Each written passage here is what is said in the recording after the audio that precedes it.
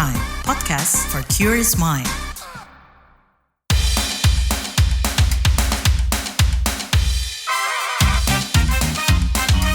Kamu lagi dengerin podcast What's Trending. Kamu mendengarkan What's Trending bersama saya, Lea Baneza. Panglima TNI Jenderal Agus Subianto berencana merekrut warga sipil menjadi tentara yang tergabung dalam mantra cyber. Mantra cyber ini menjadi mantra keempat dalam struktur TNI, bersanding dengan Angkatan Darat AD, Angkatan Laut AL, dan Angkatan Udara AU.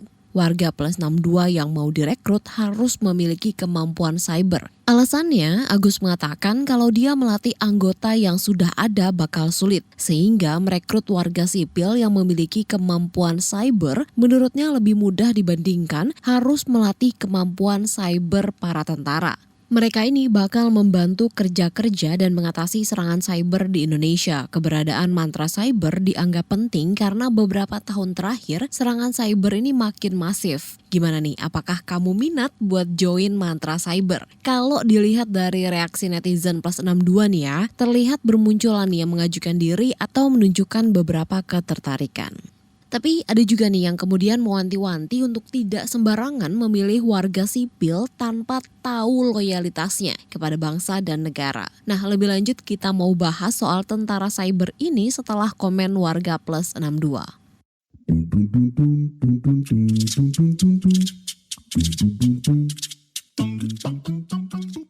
Yang pertama, komentar @S3XX. Ingat, jangan salah pilih Pak Bagus. Hati-hati kalau pilih sebagai anggota tentara cyber. Pilih yang benar-benar bikin masyarakat bahagia, tentram, damai, dan mengayomi. Lanjut komentar @KacXX. Yang pastinya jangan jadi pengkhianat bangsa. @MayXX. Sudah pasti yang dipilih bukan sembarang orang yang tahu IT. Contoh, mengapa negara Cina unggul sekarang ini? Salah satunya memiliki ratusan cyber yang bukan kaleng-kaleng. Mungkin sekarang ini sudah 1000-an lebih ahli cyber. Kita NKRI cybernya baru masuk 100-an lebih. Mudah-mudahan kedepannya sudah ada 1 batalion tentara cyber. @MXX. Cyber Army sangat penting sekarang ini. NKRI pasti berjaya kembali dan tidak diremehkan negara asing. @MosXX. Banyak anak-anak yang cerdas dalam cyber yang selama ini tidak diperhatikan pemerintah Indonesia. Malah banyak yang dipakai negara lain. @RickXX. Setuju saja, tapi Unhan harus buat juga jurusan cyber security untuk perencanaan jangka panjang. @DanXX. Di era perang modern, merekrut warga sipil yang punya kemampuan cyber sangatlah efektif. Yang terakhir, komentar @ArtXX. Yang jago game arcade silahkan jadi pilot drone.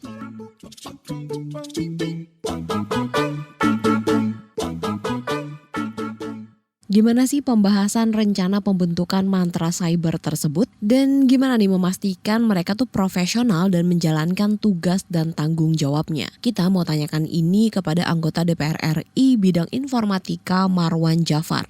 Pak, saya mau tanya dong terkait dengan tentara cyber nih Pak. Mungkin urgensi dan tanggapan dari DPR sendiri seperti apa sih Pak? Kira sih tidak ada masalah sepanjang memang ada regulasi dan diatur oleh undang-undang dan dengan seleksi yang sangat ketat, orang-orang yang betul-betul profesional di bidangnya. Ini seleksinya harus sangat ketat, bukan main-main, bukan asal-asalan maksud saya. Dan oleh karena itu memang ada regulasi, tenaga yang dibutuhkan adalah tenaga yang profesional, yang memang kompeten di bidangnya, dan sekaligus menjadi sebuah ujung tombak dari pemenangan dari serangan cyber itu. Dan kita sebetulnya tidak keberatan sepanjang ada regulasi yang mengatur. Karena ini menyangkut tentang keamanan negara. Dan memang sudah saatnya sih, tapi di samping itu juga para tentara yang konvensional juga ada sebagian juga yang dilatih untuk bidang itu. Misalnya disekolahkan di luar, yang betul-betul memang membidangi soal itu. Jadi bisa jadi dikombinasi, ada tentara yang sudah diatur, tentara konvensional yang sudah dikirim untuk belajar soal itu, Juga perekrutan sipil saya kira boleh juga untuk menambah kekuatan cyber ini. Karena soal cyber apalagi serangan dari luar itu tidak semudah yang dibayangkan. Memang ada sekolahnya khusus soal itu. Begitu. Nah Pak, ini kan kalau pernyataannya kan katanya kenapa memilih merekrut warga sipil karena kalau misalnya melatih tentara-tentara yang udah ada saat ini tuh sulit gitu Pak. Nah ini gimana nih Pak? Ya, tapi juga jangan menyerah bahwa tentara yang konvensional juga harus ada yang dikirim. Karena menyangkut soal sandi negara, menyangkut tentang pertahanan negara, dan kode-kode di lapangan, saya kira juga mereka yang lebih tahu duluan. Tetapi kalau tentara sipil saya kira memang harus kuat, di samping ada regulasi dan tenaga-tenaga yang kompeten, profesional, juga ada indoktrinasi yang kuat tentang pertahanan negara. Misalnya dilatih dulu di Magelang, begitu misalnya. Bisa jadi seperti itu. Jadi bukan semata-mata, karena memang sekolahan ini memang khusus ya, ada jurusan cyber ya, kalau sekolah-sekolah di luar itu ada jurusan cyber. Jadi ya memang indoktrinasi tentang nasionalisme itu penting, indoktrinasi. Bahwa indoktrinasi soal kebocoran saya kira juga penting, dan dibutuhkan semacam pengawas juga tentara cyber ini supaya tidak rawan terjadinya penyimpangan-penyimpangan yang ada di lapangan. Saya kira itu yang dibutuhkan, bahwa ada semacam ospek dulu di Magelang lah. Meskipun tidak seperti tentara konvensional. Dan ini dibutuhkan juga para tutor untuk melakukan tutorial yang secara spesifik menangani itu tentang pertahanan negara. Jadi ada pengawas, ada pihak-pihak yang melatih semacam tutorial, dan juga ada indoktrinasi yang kuat. Semacam ya hidup mati untuk negara gitu. Tentu dengan salary yang pantas ya. Begitu. Kalau salary-nya sama dengan tentara sekarang, yang mending ngapain mereka kerja di sini? Mendingan kerja di luar negeri toh. Oke, berarti kalau salary-nya rendah ya kurang menarik gitu ya Pak ya? Kurang menarik meskipun itu dibutuhkan oleh negara, tapi sekolahnya saja mahal gitu. Kan tidak seimbang dengan salary yang diterima gitu kan. Ya mestinya ada nilai lebih yang akan didapatkan oleh para tentara cyber itu. Nah mungkin kalau terkait dengan kekuasaannya, profesionalismenya, terus juga loyalitasnya gitu Pak terhadap negara, ini kan masalah keamanan nasional gitu ya. Ini seperti apa nih Pak, kekuasaannya tuh mesti sebesar apa sih supaya ya mereka tetap profesional dan loyal terhadap negara? Ada pengawasan yang melekat, misalnya handphonenya disadap sekali tempo, misalnya gerak-geriknya juga diawasi oleh para pengawas itu. Ya memang ada regulasi yang secara detail mengatur tentang itu. Dibutuhkan regulasinya, ini batasan-batasannya yang menyangkut tentang otoritinya, kewenangannya. Lalu dalam sisi teknis juga diatur penggunaan tentang coding-coding yang ada di cyber itu. Jadi secara teknis pun juga harus diatur, mungkin atasnya umbrellanya mungkin undang-undang atau peraturan pemerintah begitu. Yang teknisnya bisa diatur oleh Kemhan atau kesatuan-kesatuan yang memang membidangi tentang itu. Kira-kira seperti itu. Jadi pengawas yang melekat itu penting, waskat. Nah kalau DPR sendiri udah ada ngobrol belum sih Pak, atau mungkin pembahasan dengan TNI gitu, Panglima TNI soal tugas-tugas tentara cyber sendiri? Belum ada sih. Ini kan baru level wacana, kan mengangkut penganggaran, mengangkut tentang kewenangan dan seterusnya. Mesti ada revisi di Undang-Undang TNI atau mungkin dibuatkan undang-undang tersendiri mengenai itu semua. Jadi memang sudah saatnya Undang-Undang TNI memang harus direvisi, di mana kebutuhan zaman ini untuk mengatasi semacam itu sangat dinamis. Terutama di era revolusi informasi seperti ini, saya kira ya memang ada pembaruan dari sisi regulasi. Nah mungkin kalau dari DPR sendiri melihat apakah mungkin tentara cyber ini bisa meningkatkan keamanan cyber kita gitu Pak? Paling tidak secara minimal adalah mengimbangi ya, secara minimal. Tapi syukur-syukur kita unggul, tidak hanya faktor pertahanan saja, defensif saja, tapi juga perlu juga kita untuk melakukan attacking, penyerangan. Jadi tidak hanya bertahan, tapi juga secara kalau dibutuhkan secara serius ya kita bisa melakukan penyerangan. Kan ini nggak kelihatan semua ini barang ini.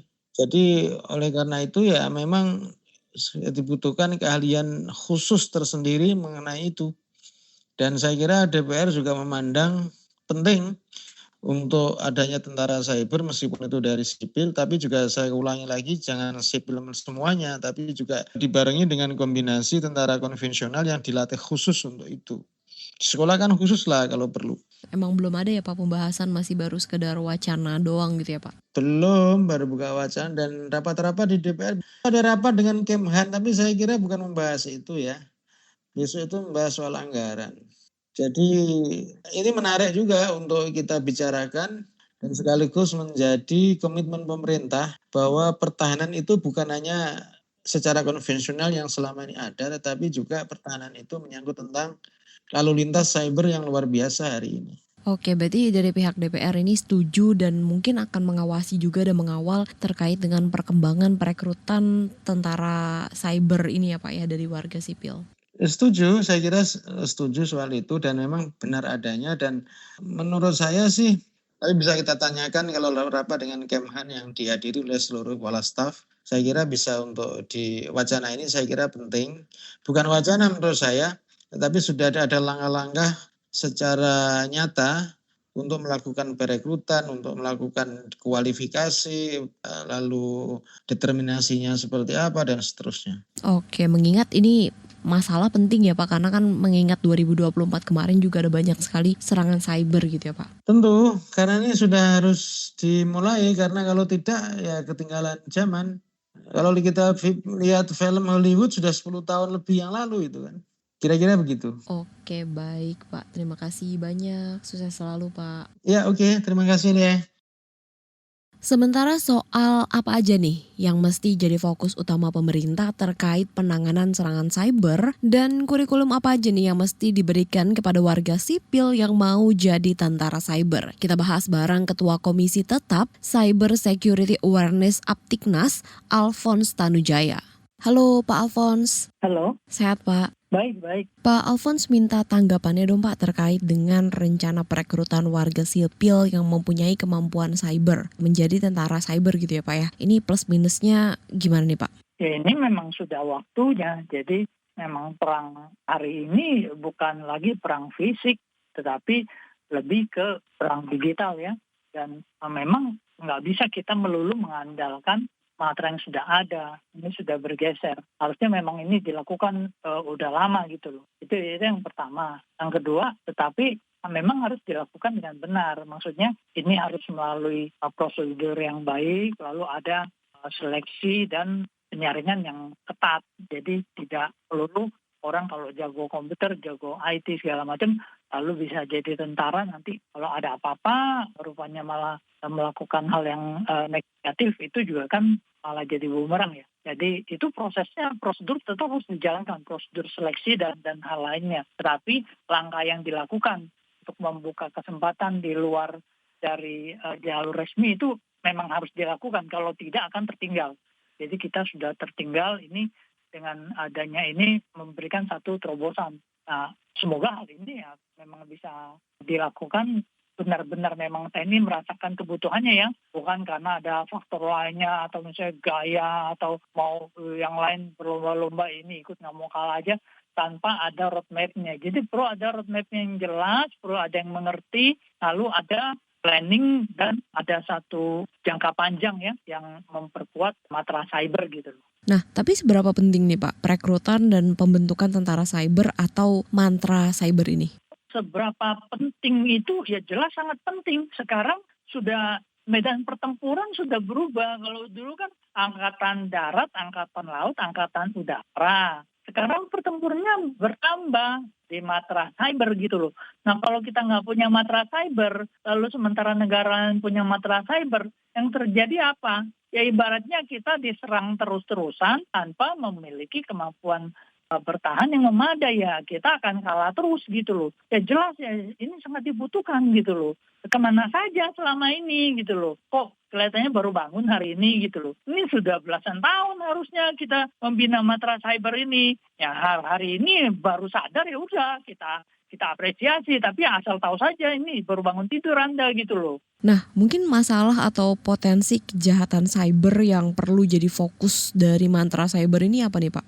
Ya ini berbeda ya, ini kan matra cybernya tentara, beda dong dengan matra cyber yang cybercrime. Jadi itu pada prinsipnya digital, jadi merupakan matra digital yang bergerak di bidang cyber, ya kan. Nah, bedanya apa? Kalau matra cyber yang dikelola oleh TNI lebih ke untuk menghadapi matra cyber dari negara lain yang disponsori oleh negara. Kenapa? Kalau disponsori oleh negara, artinya mereka memiliki kemampuan finansial dan kemampuan sumber daya yang tidak terbatas. Itu kalau matra cyber yang disponsori oleh negara. Kalau misalnya yang lainnya di luar dari itu, ya bisa saja memang penjahat cyber biasa, orang yang melakukan cybercrime atau yang lainnya. Jadi kalau TNI ini matra cybernya levelnya ini harus untuk melawan matra cyber dari negara-negara lain yang jelas disponsori dan biaya oleh negara. Untuk keuntungan negaranya, untuk secara tidak langsung akan merugikan Indonesia kan. Jadi levelnya beda jauh itu. Jadi memang pasukannya memang sudah direkrut, memang khusus dimonitor ya kan. Beda dengan jangan nanti TNI bikin matra cyber untuk ngejar penipu online yang menipu 5 juta, 10 juta, atau misalnya penipu APK atau apa, ya itu harusnya kerjaannya kepolisian yang walaupun kita harus lihat bahwa itu memang tidak dikerjakan dengan serius gitu loh. Walaupun kepolisian punya wewenangnya, memang kita pertanyakan gitu loh, kenapa kejahatan cyber ini merebak ya kan. Tapi ya itu beda gitu loh. Jadi matra cyber TNI untuk levelnya untuk lawan negara lain atau organisasi yang besar, yang organisasi cybercrime yang besar untuk merugikan kepentingan Indonesia. Sedangkan kalau yang lain itu kejahatan cyber itu lain ceritanya gitu.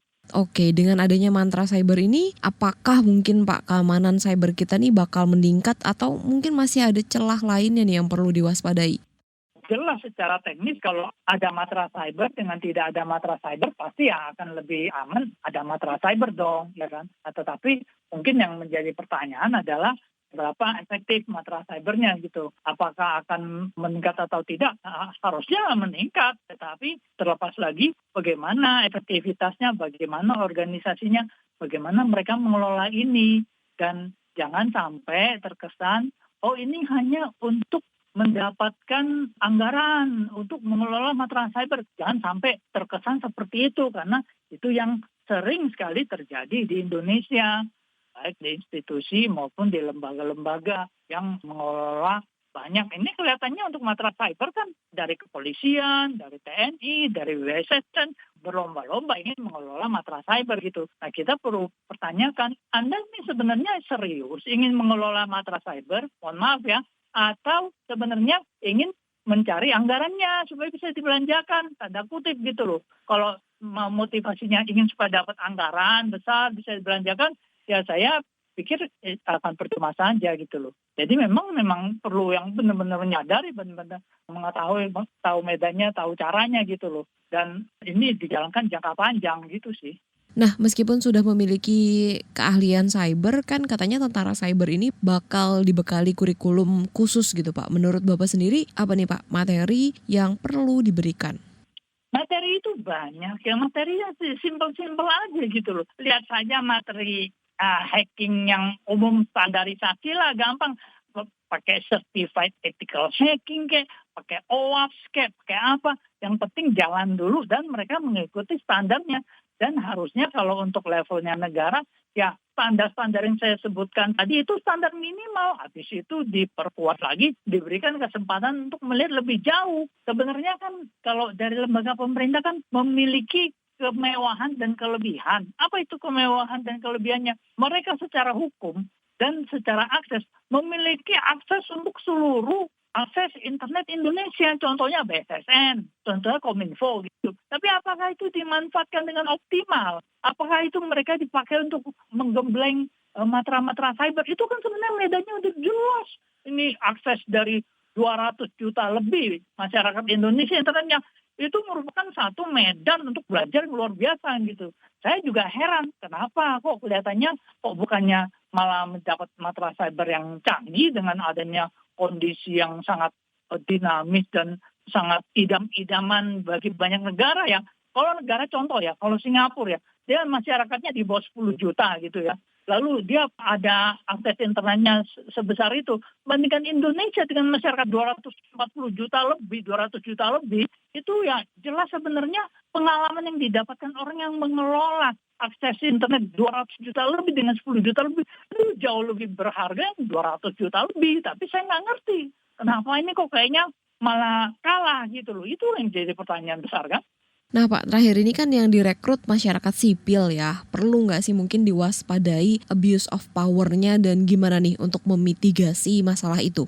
Abuse of power mau direkrut dari masyarakat umum, mau tidak direkrut dari masyarakat umum, yang tetap ya kalau memang kontrolnya kurang bagus, tidak ada penegakan hukum yang baik ya abuse of power akan terjadi gitu loh. Jadi ya itu tetap harus ada kontrolnya. Justru tadi saya katakan ya untuk seleksi, untuk prosedurnya harus dilakukan dengan ketat. Yang boleh masuk itu jangan semata-mata jago hacking terus langsung jadikan matras. Tapi bukan begitu. Lihat dulu mentalnya, lihat dulu bagaimana nasionalismenya, lihat dulu kebanggaan kecintaan terhadap negaranya. Lalu lihat apakah orangnya mempunyai catatan kriminal, lihat dulu bagaimana sejarahnya. Itu saya pikir ya dari Biro Sumber Daya TNI lebih tahu dari kita. Oke baik, terima kasih banyak Pak Alphonse. Oke. Newsbeat.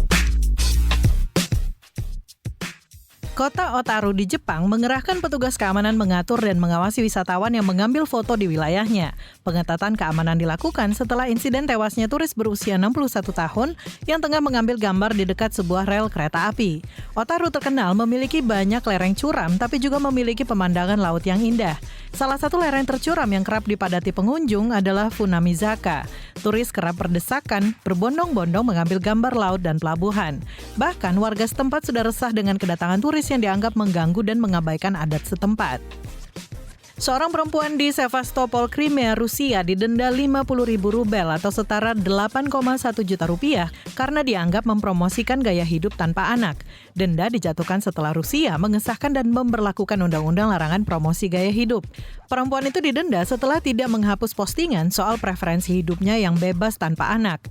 Pemerintah Rusia mengeluarkan aturan larangan promosi gaya hidup tanpa anak demi meningkatkan angka kelahiran. Pemerintah Rusia bersikeras aturan itu diperlukan dan bakal memperkuat nilai-nilai keluarga tradisional. Lantaran rendahnya angka kelahiran belakangan dianggap bencana nasional. Menteri Transportasi New South Wales, Joe Halen, meminta maaf setelah menggunakan fasilitas sopir kementerian untuk kepentingan pribadi di akhir pekan. Ia menggunakan fasilitas sopir kementerian pulang pergi dari tempat acara makan siang pribadi. Tak hanya mengangkut dirinya, tapi juga dengan teman-temannya. Total, Halen menggunakan fasilitas negara selama 13 jam dan diperkirakan menghabiskan biaya $750 atau setara 7,5 juta rupiah. Joe Halen berjanji bakal mengembalikan uang perjalanan tersebut dan mengakui kesalahannya. Meski berdasarkan peraturan, mobil dan sopir kementerian bisa digunakan untuk kepentingan pribadi, namun Halen mengaku tindakannya tidak pantas dan tidak bijak.